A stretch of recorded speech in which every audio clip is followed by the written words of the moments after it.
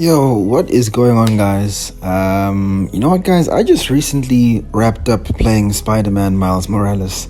Of course, I know it's been quite a while since it's been released, but something came to mind when I was thinking about, finally coming up and, drafting up a review on the game.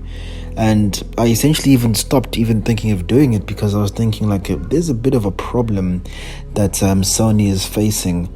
And I don't know if some of you guys have noticed it, but if you're someone who's played a number of the Sony and PlayStation Studios first-party titles, there's a bit of a trend that you'll be able to get from them. They're surprisingly similar if you consider their AAA top-of-the-line titles. I'll give you some examples. Let's get into the video, guys. Now, of course, over the past years, the top two consoles, of course, Microsoft's Xbox and Sony's PlayStation, have come out with first-party titles ever since the conception of these consoles. But over time, Microsoft has definitely dropped off in terms of the quality and the amount of first-party titles that are really interesting or engaging. So very few people are really incentivized to go ahead and purchase an Xbox console in order to play their exclusive first-party titles other than Halo. And one game usually isn't enough to incentivize and motivate people to go out and get an Xbox. The only real incentive that they do now have is they're actually a really good bundle, the Xbox Game Pass. And of course, if you're a Halo fan, you can have the ability to go and play Halo Infinite, but this can be, of course, be circumvented if you have a decent enough PC rig. Once you've mentioned the Xbox's essential lack of interesting first-party titles, this brings me over to PlayStation. Now, ever since the, introduction and the release of the PlayStation 4, Sony have continuously given out some actually really decent, high-quality first-party titles. To name a few, the ones that really stand out are infamous Second Son, Horizon Zero Dawn, Ghost of Tsushima, God of War, and a number of other titles that aren't necessarily coming to mind right now. But I want you guys to think of these titles and notice a trend before I mention it to you guys. Are there any similarities that come to mind? Just think about that for a moment. Now, let me point out the issues and possible repetitiveness of the style in which they execute their games. Now, a number of the first-party titles, notably Ghost of Tsushima, SpiderMan, and infamous Second Son. These are different type of games in spanning different time periods with characters of differing abilities, but there are definitely some similarities, particularly in the foundation of how the game is handled. Of course, the games that I've mentioned are all open world games, so of course, unfortunately, they're going to experience the same issues that honestly all open world games face. Issues such as the essential open world ending up being just a backdrop for the campaign. Unfortunately, there being no substance to the place that we're playing in, and it not truly being worth exploring. This is something that's really been prevalent as we've played more Ubisoft games and such.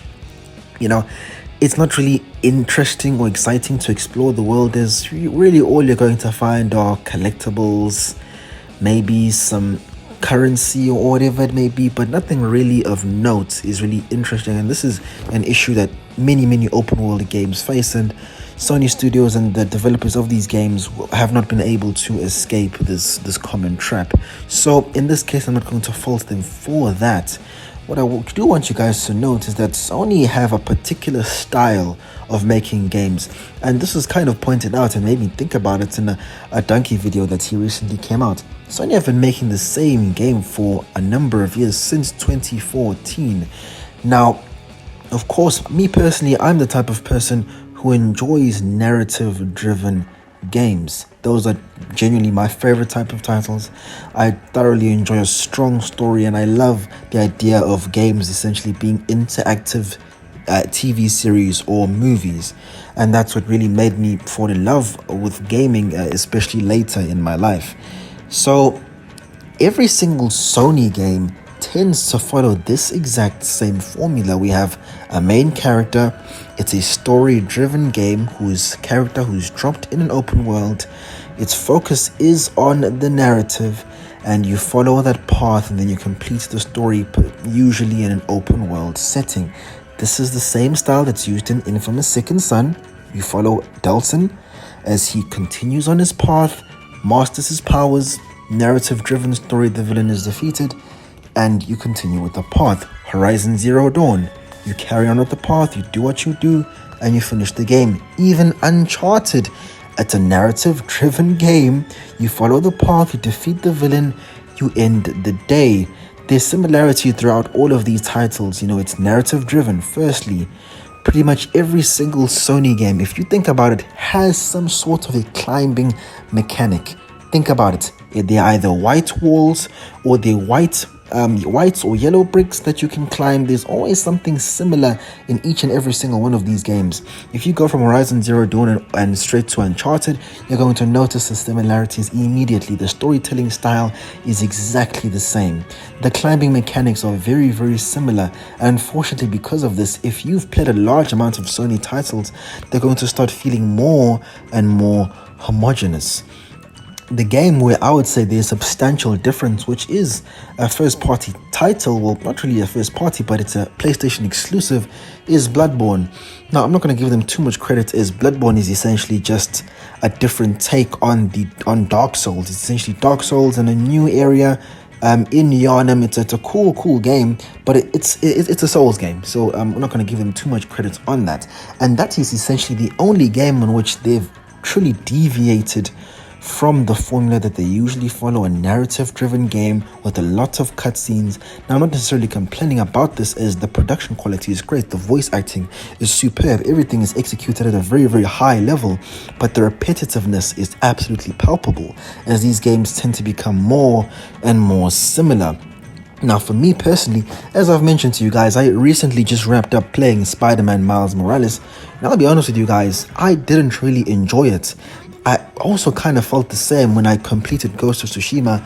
I didn't really enjoy it, as firstly, the first party Sony titles have become very similar in their storytelling style, and of course I've gotten quite fatigued with the open world formula as a whole. Now, Ghost of Tsushima, I'll give them credit, it's probably the most polished and top of the line open world game that you can play, but Ghost of Tsushima didn't bring anything new or innovative to the genre at all. It is what I'd say is the pinnacle of the already established open world formula that has been polished to a very, very high level. That's why I will always give Ghost of Tsushima credits, because they took this formula and have essentially took it to new heights. But unfortunately, it's the same game. It's like you're playing a Ubisoft game, but that looks a lot better, a lot more smooth, but it's still very, very similar in its style. So for me personally, even though there were points of the story that I really did enjoy, it was too similar to the other multitude of open world Ubisoft and other open world games that I've already played. Very similar to the Infamous games, very similar to Horizon Zero Dawn, even though there is a different setting. This is in feudal Japan, and Horizon Zero Dawn is in a post-apocalyptic future. The similarities are too much for me, and it's much quicker and easier for me to become fatigued with the entire experience as a whole. And I'll be honest with you, I felt this a whole lot more in SpiderMan. Now, I played SpiderMan PS4, I played it, I enjoyed it, had a great time with it. On my second playthrough, I really didn't enjoy it, and I was surprised at how much I didn't enjoy the title as a whole. The fatigue was getting to me, because I'll be honest with you, in SpiderMan PS4, in the New York City that they have there's absolutely nothing for you to interact with in terms of exploration, other than doing side activities that are really not that great and picking up pretty much useless collectibles. Unless you want to upgrade your character, there's really no need for you to interact with the side content, nor is it truly engaging on any level. And as I said, I recently finished up Spider-Man Miles Morales, and I'll be honest with you guys, as many other reviewers have pointed out, I will treat Spider-Man Miles Morales much more as just essentially extended DLC, playing as a new character in a shorter contained story in essentially a Christmas DLC kind of thing. And it's very cool and it's very enjoyable, but it's more of the same. And this is why I'm kind of worried about Spider-Man 2, because it's probably pretty much going to be the same thing. Now, what is going to keep you engaged in the Spider-Man game and the formula is the swinging mechanics and the traversal, and this is what these games do quite well usually. For example, in Infamous, traversal is really good. In Spider-Man, the traversal is very good as well. So, but as I'm saying, guys, Sony games are really starting to become quite repetitive in their style. Now, I'll say the only exception, even though it is a narrative-driven game, God of War is a bit of an exception here, because they go for much more a linear style, and it has open world hubs, so it's definitely different. There are things worth looking for, exploring. It completely changes the entire framework because it's a linear title. So yeah, man, that's essentially why I'm honestly not really a huge fan of some of these latest titles taken up, released by Sony. Not because they're necessarily bad titles inherently, but because they're simply becoming too similar and too repetitive in their style. Now, I understand, if it ain't broke, why fix it? But I'll be honest with you guys, some variety from Sony's first party studios would definitely be appreciated. I'm not exactly sure which direction they can go, perhaps in some RPGs, or something else, but something different definitely would be appreciated so they can remain competitive in this entire gaming sphere. Because if they just continue with the same formula, people are going to start to notice. I play a lot of these games, so it goes much quicker and easier for me to see. But if you're a casual gamer and you've played a few of these titles, you're going to start getting annoyed with it, and you might even start switching over to their competitors or start playing some other game. So innovation definitely is required in order to keep everything fresh. You need to switch it up. You need to change, chop it up, do something different.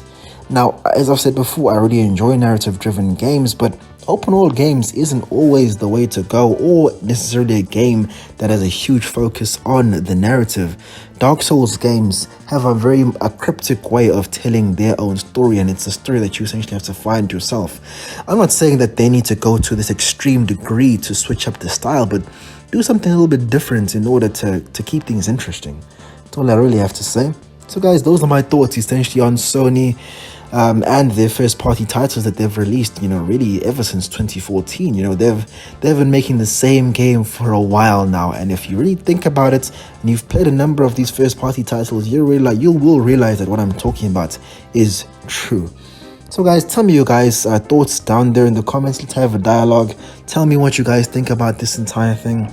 I'm honestly not sure if I will come out with a Miles Morales review, because honestly I'm just not that interested in talking about that game a whole lot more. It's a decent title. I'll say this: if you haven't played a large amount of open world games in your time, you are going to find and have a whole lot more utility from playing these type of games. But for me, I've played a large amount of open world games, and honestly, I'd say if you're someone who's been playing games for a long period of time, you definitely will have open world fatigue, as they've definitely oversaturated the market. They keep pumping out a lot of these open world games and aren't changing the formula fundamentally on any level. So change is definitely needed. I'm not saying ditch the open world formula completely, but something different will definitely be appreciated. So guys, tell me your thoughts down there in the comments. Let's have a dialogue. Hope you guys enjoy your day. Take it easy, gents.